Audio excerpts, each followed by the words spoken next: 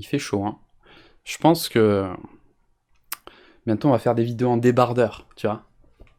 On n'a pas de bras, mais on va faire les vidéos à poil, on va faire le million de vues, quoi. Avec cet accent de je sais pas quoi. Bienvenue à tous dans cette nouvelle vidéo, j'espère que vous allez bien, que vous êtes en forme. On se retrouve une nouvelle fois pour une vidéo thread horreur. Je vais vous raconter 2 histoires, et voilà. On va pas perdre de temps, parce que la dernière fois j'ai fait déjà une intro un petit peu trop longue, je trouve. Donc j'en ce générique, et je vous raconte tout ça.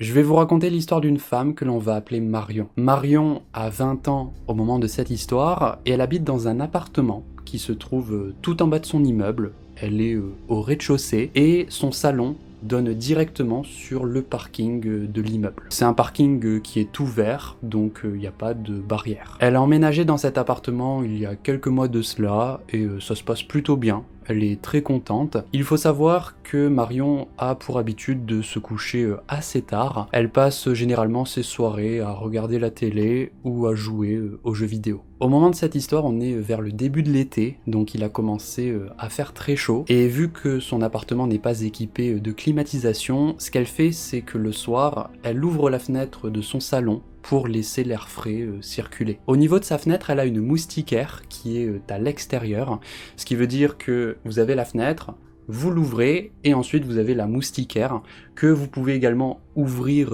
et fermer parce qu'il y a des petits loquets que vous pouvez basculer, voilà, pour fermer ou ouvrir la moustiquaire. Voilà, donc c'est très pratique parce que ça lui permet d'aérer tout son appartement sans qu'il y ait des petits moustiques qui viennent te faire chier pendant la nuit. Et on sait à quel point c'est chiant. Donc il y a une nuit où Marion était tranquillement dans son canapé en train de regarder la télévision quand soudain, elle sait pas pourquoi, mais elle a l'impression de se sentir observée. Donc elle tourne la tête en direction de sa fenêtre, et à ce moment-là, elle voit un homme debout face à la fenêtre de son salon, avec son visage et ses mains collées contre sa moustiquaire. Marion hurle de peur. Imaginez un cri à vous glacer le sang, bah voilà, c'était ce genre de cri.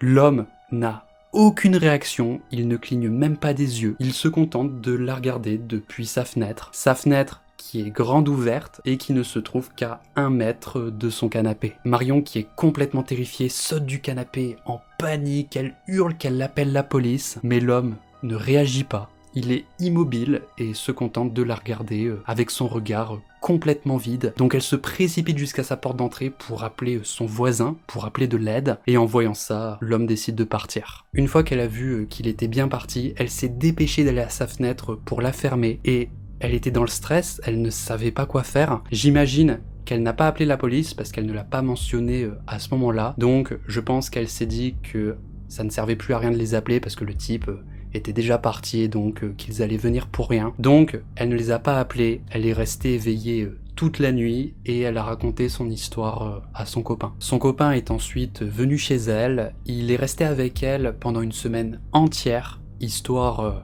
de la rassurer. Il a fait exprès de laisser les rideaux du salon ouverts et de s'asseoir du côté qui était le plus proche de la fenêtre pour montrer que Marion ne vit pas seule. L'homme n'est pas revenu, donc Marion a commencé à se sentir plus à l'aise. Elle s'est dit que c'était certainement un mec chelou qui passait par là, qui était certainement sur le parking ce soir-là pour essayer de voler quelque chose dans une voiture. Et donc elle s'est dit qu'elle ne le reverrait pas.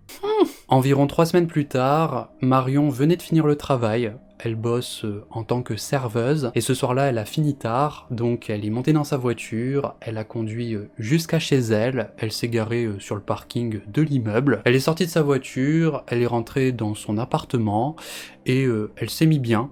Elle s'est changée, elle a attrapé des petits snacks. Comme il fait très chaud, elle a décidé d'aérer son appartement, donc elle s'est dirigée vers la fenêtre du salon, elle a commencé à soulever le rideau et là, elle voit l'homme qui est debout à sa fenêtre avec son visage collé contre la moustiquaire. Donc forcément en voyant ça, Marion est terrifiée, elle se met à pleurer de peur, elle tremble et elle appelle immédiatement la police. Et en voyant ça, le mec est parti. Je sais pas si vous imaginez l'horreur qu'elle a dû ressentir à ce moment-là, de soulever ton rideau et de voir à ce moment-là un visage. Oh, et le truc, c'est que lorsque Marion s'est garée sur le parking, le type n'était pas à sa fenêtre. Ce qui veut dire qu'il attendait qu'elle rentre à la maison. Et donc certainement qu'il la regardait depuis un coin de l'immeuble. Les policiers sont ensuite arrivés. Bon, le gars était déjà parti depuis longtemps. Mais ils lui ont dit qu'ils vont mettre en place une équipe de police qui sera chargée de patrouiller assez régulièrement autour de son immeuble. Ce soir-là, son copain est immédiatement venu chez elle et il a décidé de rester avec elle tout le temps qu'il faudra, le temps qu'elle se trouve un nouvel appartement parce que Marion a décidé de bouger. Environ 3-4 semaines plus tard, son copain devait partir.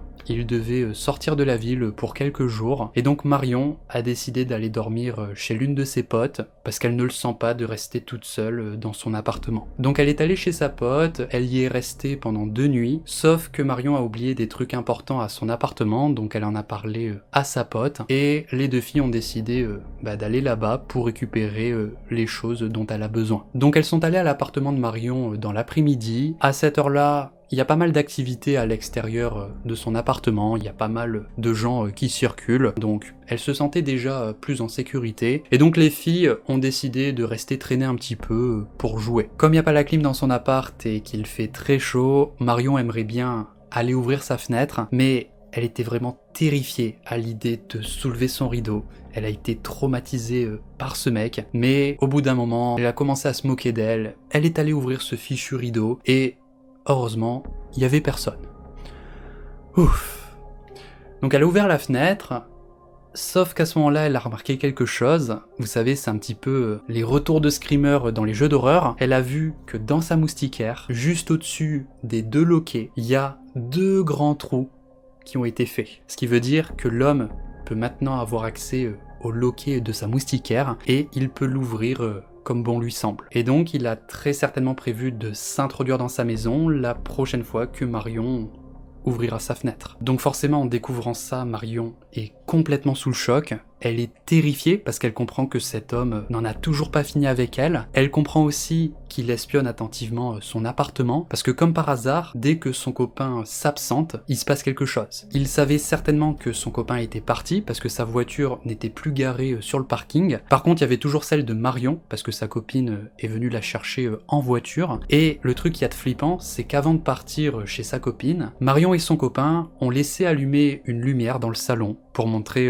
qu'il y a de l'activité, qu'elle n'est pas en train de dormir. Mais malgré ça, malgré le fait que sa voiture soit garée sur le parking, malgré le fait qu'on voit bien que il y a de l'activité dans son appartement, eh bien il est quand même allé à sa fenêtre et il a fait des trous dans sa moustiquaire pour avoir accès au loquet, pour l'ouvrir et pour s'introduire chez elle. Malheureusement, on n'en sait pas plus, l'histoire s'arrête ici. On ne sait pas ensuite si elle a rappelé la police ou pas. Par contre, on sait qu'elle a déménagé. Elle s'était déjà trouvée un autre appartement, mais elle n'avait pas encore emménagé à l'intérieur. Et donc voilà, j'imagine qu'elle a déménagé et l'histoire c'est terminé ici. C'est une histoire qui m'a bien fait flipper, surtout en ce moment parce que il fait très chaud et donc on ouvre les fenêtres pour aérer. Faites attention d'ailleurs cet été, si vous laissez des fenêtres ouvertes, qu'il n'y ait pas quelqu'un qui rentre dans votre maison et qui se cache sous votre lit. Il y a moyen cet été on retrouve plein de témoignages comme ça, hein, donc faites attention. Allez, on va passer à l'histoire suivante.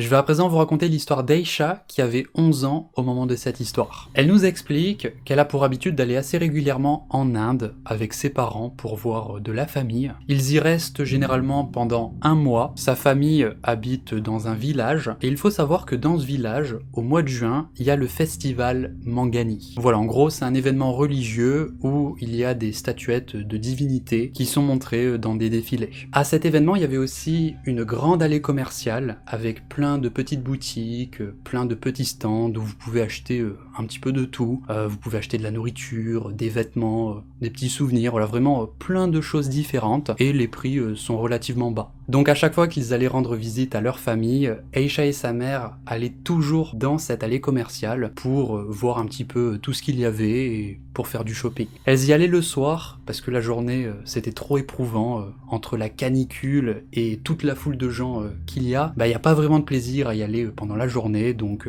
elles y allaient le soir et même s'il fait noir, eh bien l'allée était bien éclairé, il y avait plein de spots de lumière, il y avait aussi des lumières décoratives. Ce soir-là, Aïcha et sa mère étaient en train de se balader dans cette allée commerciale, elle regardait les différents stands qu'il y avait, et à un moment donné, sa mère s'est arrêtée au niveau d'une boutique de chaussures, parce qu'en fait elle voulait acheter une paire pour Aïcha, donc elle s'est mise à regarder les différentes paires, le vendeur a commencé à lui en montrer une, et à ce moment-là, Aïcha s'est avancée, parce qu'en fait elle était un petit peu en retrait par rapport à sa mère, et lorsqu'elle s'est avancée, le vendeur l'a remarqué, et il l'a regardé intensément. Bon, Aïcha a trouvé ça un petit peu bizarre, mais elle en a pas trop tenu compte, elle a regardé les différentes paires de chaussures qu'il y avait, et pendant tout le temps de l'interaction, on va dire, pendant tout le temps où en fait cet homme discutait avec sa mère, eh bien le vendeur n'a pas arrêté de la regarder. Il l'a regardée à des moments opportun, on va dire, c'est-à-dire que dès que sa mère détournait le regard,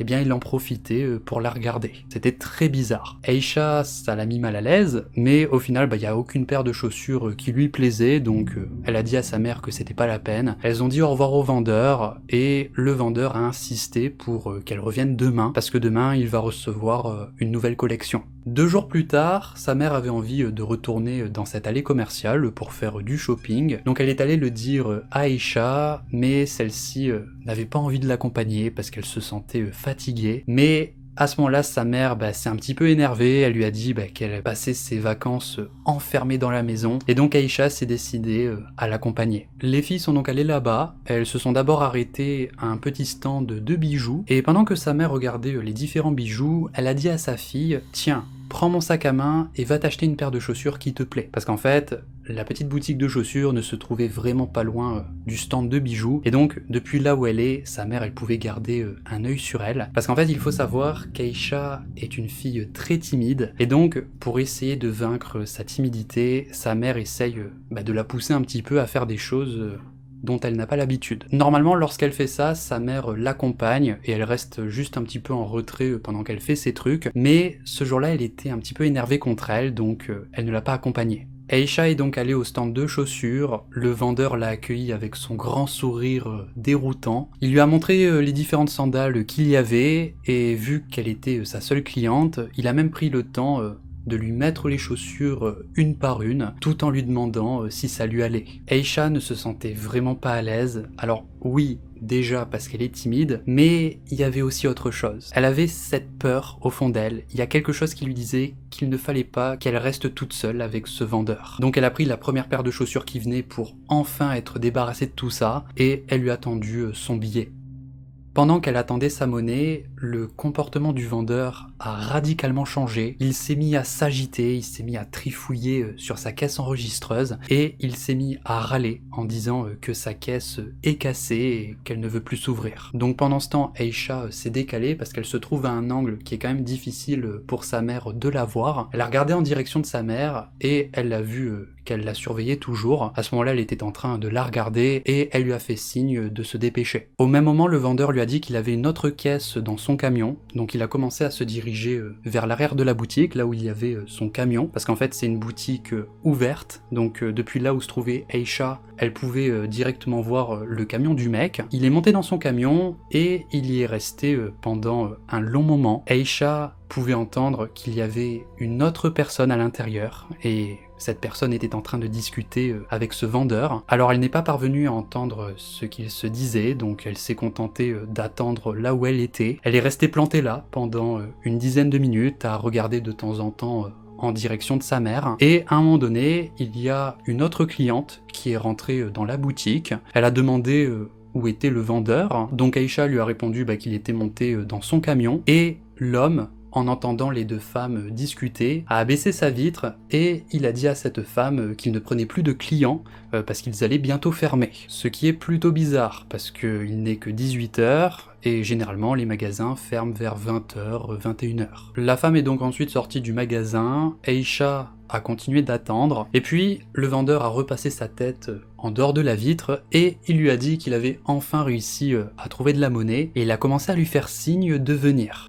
Aïcha n'a pas bougé, elle est restée là où elle était parce qu'elle n'était pas sûre d'avoir bien compris, et puis le mec a repassé sa tête en dehors de la vitre et il lui a dit tu peux venir maintenant. Elle reste complètement confuse, elle ne comprend pas pourquoi est-ce que l'homme ne peut pas tout simplement descendre du camion pour lui donner sa monnaie. Donc elle s'est décalée, elle s'est mise à regarder en direction de sa mère avec un regard inquiet, et lorsque sa mère a vu son regard, eh bien elle s'est décidée à venir. Dès l'instant où sa mère est rentrée dans le magasin, l'homme est immédiatement descendu de son camion et il est venu lui donner sa monnaie. Il n'était plus frustré ou en colère, il était vraiment très souriant, très amical, il a même discuté un petit peu avec sa mère, et puis les deux filles lui ont dit au revoir et elles sont sorties de la boutique. Aisha et sa mère ont ensuite fait d'autres petites boutiques. Aisha a gardé un œil à cette boutique de chaussures et elle a vu qu'il y avait d'autres personnes qui rentraient à l'intérieur pour faire des achats, alors que le vendeur avait dit à cette femme qu'ils allaient fermer. Et ce qu'il y a d'encore plus bizarre, c'est que vers 20h, lorsqu'elles ont fini de faire leurs achats, elles sont repassées devant la boutique de chaussures et elle a vu que le vendeur utilisait la même caisse, la caisse qui était censée